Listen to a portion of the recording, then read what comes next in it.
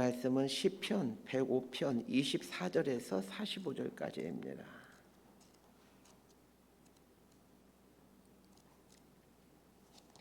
시편 105편 24절에서 45절까지 말씀 번갈아 가며 읽습니다. 제가 먼저 읽겠습니다. 여호와께서 자기의 백성을 크게 번성하게 하사 그의 대적들보다 강하게 하셨으며 또 그 대적들의 마음이 변하게 하여 그의 백성을 미워하게 하시며 그의 종들에게 교활하게 행하게 하셨도다. 그래 그는 그의 종 모세와 그의 택하신 아론을 보내시니 그들이 그들의 백성 중에서 여호와의 표적을 보이고 함의 땅에서 징조들을 행하였도다. 여호와께서 흑암을 보내사 그것을 어둡게 하셨으나 그들은 그의 말씀을 지키지 아니하였도다. 그들의 물도 변하여 피가 되게 하사 그들의 물고기를 죽이셨도다. 그 땅에 개구리가 많아져서 왕의 궁실에도 있었도다. 여호와께서 말씀하신즉 파리때가 오며 그들의 온 영토에 이가 생겼도다. 비 대신 우박을 내리시며 그들의 땅에 화염을 내리셨도다. 그들의 포도나무와 무화과나무를 치시며 그들의 지경에 있는 나무를 찍으셨도다. 여호와께서 말씀하신즉 황충과 수많은 메뚜기가 몰려와 그들의 땅에 있는 모든 채소를 먹으며 그들의 밭에 있는 열매를 먹었도다. 또 여호와께서 그들의 기력의 시작인 그 땅의 모든 장자를 치셨도다. 마침내 그들을 인도하여 은금을 가지고 나오게 하시니 그의 지파 중에 비틀거리는 자가 하나도 없었도다. 그들이 떠날 때에 애굽이 기뻐하였으니 그들이 그들을 두려워함이로다. 여호와께서는 낮에는 구름을 펴사 덮개를 삼으시고 밤에는 불로 밝히셨으며 그들이 고한 중 메추라기를 가져오시고 또 하늘의 양식으로 그들을 만족하게 하셨도다.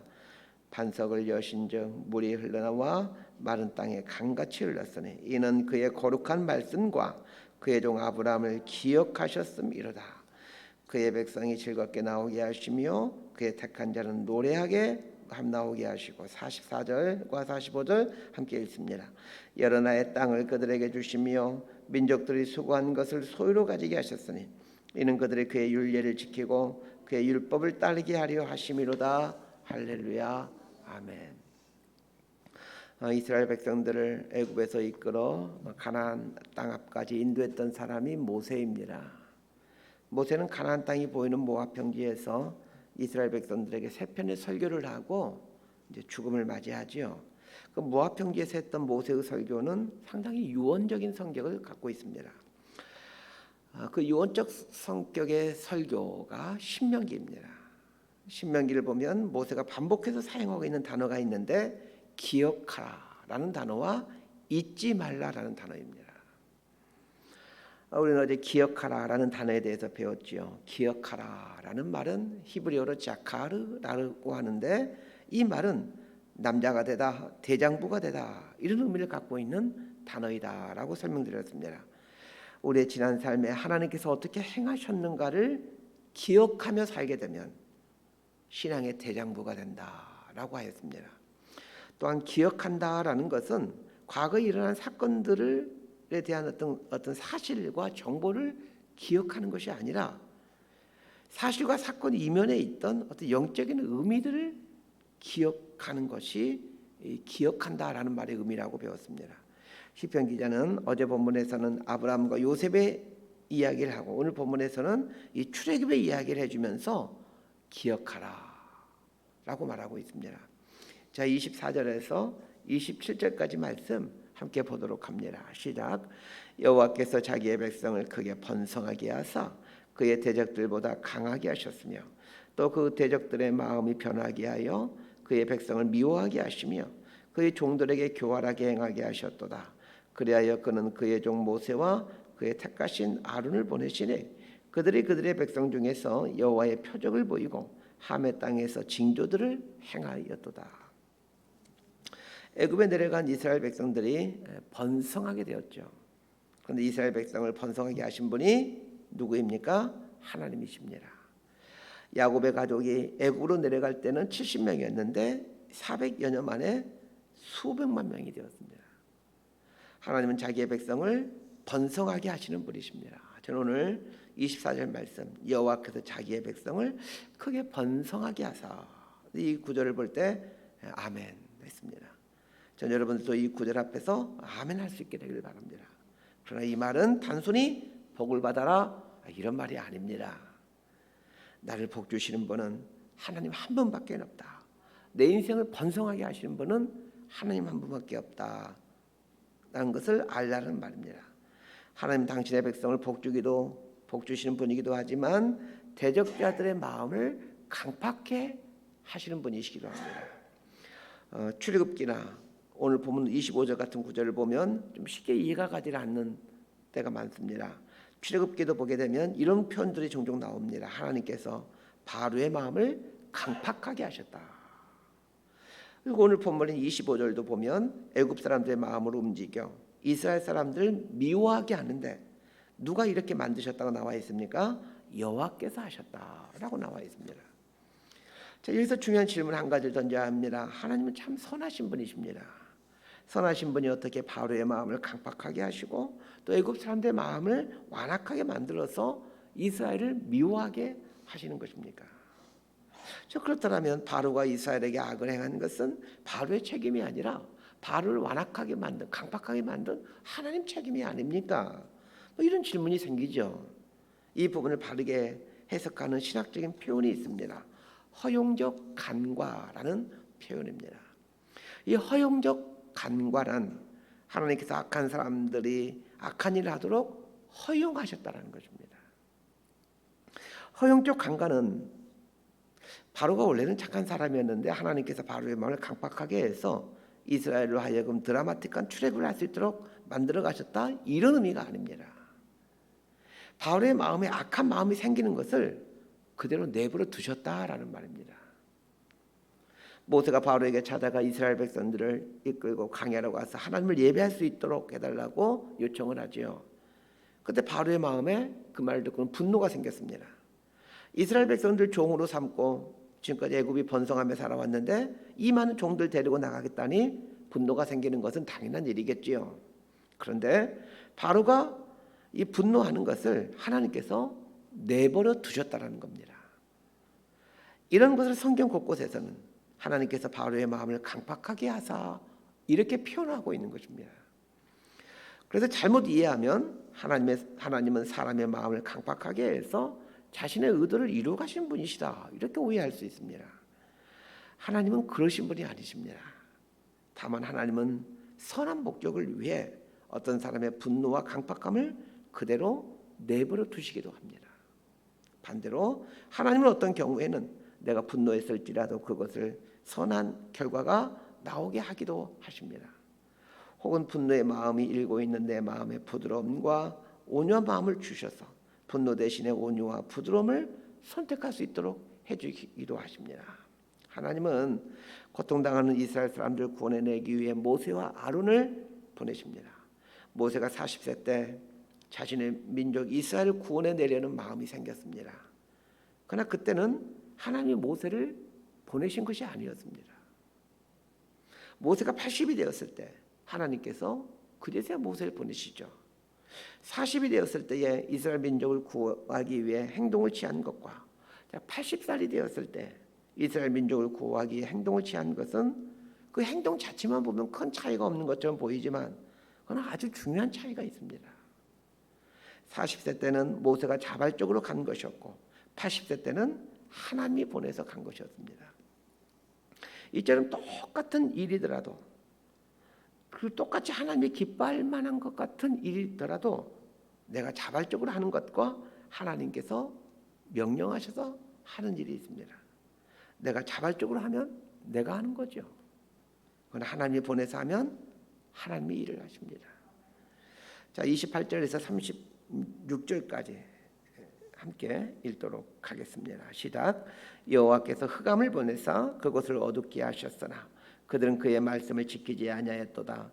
그들의 물도 변하여 피가 되게 하사 그들의 물고기를 죽이셨도다. 그 땅에 개구리가 많아져서 왕의 궁시에도 있었도다. 여호와께서 말씀하시니 파리떼가 오며 그들의 온 영토에 이가 생겼도다. 비 대신 우박을 내리시며 그들의 땅에 화염을 내리셨도다. 그들의 포도나무와 무화과 나무를 치시며 그들의 지경에 있는 나무를 찍으셨도다. 여호와께서 말씀하신즉 황충과 수많은 메뚜기가 몰려와 그들의 땅에 있는 모든 채소를 먹으며 그들의 밭에 있는 열매를 먹었도다. 또 여호와께서 그들의 기력의 시작인 그 땅의 모든 장자를 치셨도다. 자, 이 내용은 애굽에 내린 10가지 재앙들을 말하고 있습니다. 그런데 재앙이 중요한 것이 아닙니다. 이 재앙들을 내리고 있는 주체가 누구이냐는 것입니다. 28절부터 34절까지 계속 나오고 있는 주어가 누구입니까?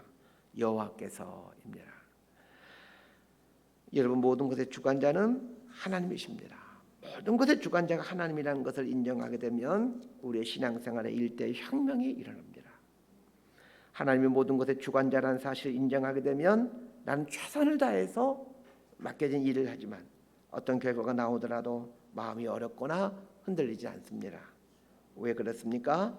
모든 것 뒤에 하나님이 계심을 믿기 때문입니다.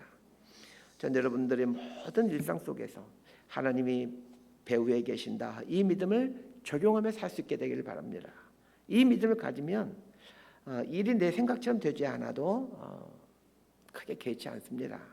반대로 내가 생각했던 것보다 일이 잘 되어도 참 기쁘지만 방자하지 않게 됩니다. 왜냐하면 내가 한 것이 아니라 하나님이 하신 것이기 때문입니다. 37절에서 42절까지 함께 봅시다. 시작. 마침내 그들을 인도하여 은금을 가지고 나오게 하시니 그의 지파 중에 비틀거리는 자가 하나도 없었도다. 그들이 떠날 때에 애굽이 기뻐하였으니 그들이 그들을 두려워함이로다. 여호와께서는 낮에는 구름을 펴사 덮개를 삼으시고 밤에는 불로 밝히셨으며 그들이 구한즉 메추라기를 가져오시고 또 하늘의 양식으로 그들을 만족하게 하셨도다. 반석을 여신즉 물이 흘러나와 마른 땅에 강같이 흘렀으니 이는 그의 거룩한 말씀과 그의 종 아브라함을 기억하셨음이로다. 하나님께서 이스라엘 백성들이 애굽에서 나오는 과정과 출애굽한 이후의 여정을 이제 신실하게 인도해 가십니다. 그런데 유심히 살펴봐야 될 것이 있습니다. 하나님께서 이스라엘 백성들을 애굽에서 이끌어내어 광야 생활을 할 때에 이스라엘 백성들이 이제 무언가를 구할 때 그걸 주신 것이 있고 이스라엘 백성들이 구하지 않아도 주시는 것이 있습니다. 37절을 보십시오. 마침내 그들을 인도하여 은금을 가지고 나오게 하시니 그의 지파 중에 비틀거리는 자가 하나도 없었도다. 이스라엘 백성들이 애굽에서 나올 때 은금을 갖고 많은 은금을 갖고 나오게 되는데, 자, 이스라엘 백성들이 이 많은 은금을 하나님께 구한 것입니까? 아니면 구하지 않은 것입니까? 구하지 않은 것입니다. 구하지 않았는데 왜 하나님께서 이스라엘 백성들에게 많은 은금을 주셨습니까? 여기 아주 중요한 영적인 원리가 있습니다. 구하지 않았는데 주시는 것들은 하나님이 필요하시기 때문입니다. 여러분의 삶에 구하지 않았는데 하나님이 주신 것들이 있으시면 하나님이 필요한 것이구나, 하나님이 필요해서 주신 것이구나, 이렇게 생각하시면 틀림없습니다. 그러면 이스라엘 백성들이 애굽에서 나올 때 은금을 갖고 나오는데, 자, 이 은금들은 어디에 필요했습니까? 출애굽기 38장 24절에서 28절을 제가 읽어드립니다. 성소 건축 비용으로 드린 금은 성소의 세겔로 29달란트와 730세겔이며 개수된 회중이 들은 은은 성소 세겔로 100달란트와 1775세겔이니 개수된 자가 20세 이상으로 60만 3,550명인즉 성소 세겔로 각 사람에게 은 한 배가 곧 반 세겔씩이라. 은 100달란트는 성소 받침과 휘장문의 기둥 받침을 모두 100개를 부어 만들었으니 각 받침마다 한 달란트씩 모두 100달란트요 1715세겔로 기둥 갈고리를 만들고 기둥 머리를 싸고 기둥 가름대를 만들었으며, 이스라엘 백성들이 애굽에서 나올 때 그 애굽 백성들이 주어서 은금을 주게 되는데 그 은과금은 성소를 만들 때 사용되게 됩니다. 하나님께서 생각이 있으셔서 구하지 않아도 이스라엘 백성들이 구하지 않은 것까지 주신 것입니다. 그런데 이스라엘 백성들은 이 생각을 하지 못했죠. 구하지 않았는데 주신 것은 분명 하나님께서 쓸 데가 있으신가 주신 것인데 그들은 시내산 자락에서 은과금을 우상을 섬기는데 사용하고 맙니다. 모세가 시내산에 올라가 있는 동안 이스라엘 백성들은 자신들이 소유한 금붙을 가지고 금송아지를 만들어 버리죠. 이처럼 하나님께서는 필요하다고 판단해 주신 것인데 이스라엘 백성들은 하나님의 계획하신 곳에 쓰질 못하고 헛된 곳에 사용합니다. 하나님은 우리에게 많은 달란트를 주셨습니다. 그런데 적지 않은 사람들이 내가 구하지도 않은 달란트를 받아놓고는 헛된 것에 사용하고 맙니다. 그러므로 여러분, 구하지 않은 것이 나에게 있거든 하나님께서 필요하셔서 잠깐 맡겨놓으신 것이구나, 이렇게 생각하셨습니다. 하나님께서 필요하셔가지고 이거 내가 잠깐 필요한 거니까 너가 잠깐 보관하고 있어, 이러면서 맡겨주신 것입니다. 이스라엘 백성들이 구하지 않았는데 주신 게 또 하나 있습니다. 구름기둥과 불기둥입니다. 이스라엘 백성들은 구름기둥과 불기둥을 구하지 않았습니다. 이건 하나님께서 이스라엘 백성들이 이게 필요하겠구나라고 생각되어서 주신 것입니다. 반면에 이스라엘 백성들이 필요해서 구한 것들이 있죠. 메추라기와 물입니다. 하나님 이스라엘 백성들이 메추라기와 물이 필요하다기에 메추라기를 주시고 물을 주십니다. 그런데 사람들이 필요해서 하나님을 또 얻게 된 것의 상당 부분은 늘 문제가 생기곤 합니다. 우리들은 필요한 것이 있을 때 하나님께 구합니다. 그런데 꼭 적게 구하는 게 아니라 많이 구한다라는 사실입니다. 많이 구해도 괜찮죠. 그런데 문제는 거기에 욕심이 개입되어 있다는 것입니다. 그래서 메추라기를 구하고 나서 문제가 생기고 물이 없다고 불평하고 나서 물을 얻게 되자 문제가 생기게 되죠. 출애굽기를 잘 한번 읽어보시길 바랍니다. 결국 이 물 때문에 모세가 무리바에서 지팡이로 물을 2번 치게 되고 결국 이 사건 때문에 모세가 가나안 땅에 들어가지 못하게 됩니다. 그러니까 웬만하면 하나님께서 허락해 주신 것으로 만족하며 사십시오. 그러나 혹 필요한 것이 있어서 구하더라도 그 구하는 것에 욕심이 틈을 타고 들어가지 않도록 잘 생각하면서 필요한 것들을 구해 가십시오. 하나님이 염려하시는 것은 우리가 하나님께 내 필요한 것을 구하는 것, 그게 아닙니다. 나에게 필요한 것에 틈을 타고 들어온 그 욕심을 하나님께서 염려하십니다. 처음부터 욕심을 부리는 사람은 없을 겁니다. 좀 있게 되면 그 다음부터 욕심을 부리게 됩니다. 욕심은 우리의 필요에서 출발합니다. 그런데 문제는 욕심이 과해지면 항상 문제를 일으키게 된다는 겁니다. 욕심이 왜 생기는 것일까요? 하나님께서 나에게 필요한 것을 공급해 줄 거라는 걸 믿지 못하게 욕심이 생기는 겁니다. 여러분, 하나님께서 나에게 필요한 것들 매일매일 주신다는 그 믿음이 있어 보십시오. 그럼 우리는 욕심 부리지 않습니다. 혹시 하나님이 나 내일 먹을 거 주지 않으시면 어떡하지? 이 믿음 없음, 이 하나님을 신뢰하지 못하면서 욕심이 생깁니다. 욕심은 우리의 인생을 허황된 것으로 인도해 갑니다. 욕심은 우리가 본래 있어야 될 내 삶의 자리를 이탈하도록 만듭니다. 욕심이 들어가게 되면 사람을 사랑해야 될 우리가 사람을 이용하게 됩니다. 사람을 섬겨야 될 우리가 사람을 짓밟게 됩니다. 그래서 필요한 것은, 우리 삶에 필요한 것은 하나님께 구하되 거기에 욕심이 틈을 타지 않도록 주의하고 또 주의하셔야 됩니다. 43절부터 45절까지 말씀 함께 읽습니다. 시작. 그의 백성이 즐겁게 나오게 하시며 그의 택한 자는 노래하며 나오게 하시고 여러 나라의 땅을 그들에게 주시며 민족들이 수고한 것을 소유로 가지게 하셨으니 이는 그들이 그의 율례를 지키고 그의 율법을 따르게 하려 하심이로다. 할렐루야.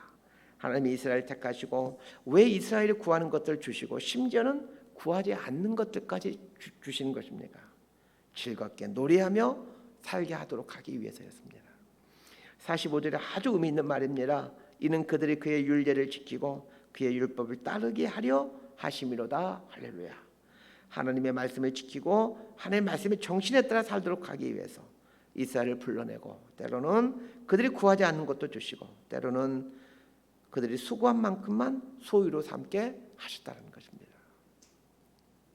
하나님이라는 절대적인 능력을 이용해서 내 욕망과 욕심을 이루어가는 것은 바른 신앙이 아닙니다. 하나님 말씀의 테두리 안에서 즐겁게 살고 또 노래하며 찬송하며 살아가는 것이 우리가 살아야 될 삶의 모습입니다. 욕심은 우리 마음으로부터 노래를 가져가 버립니다. 여러분 잘 생각해 보세요.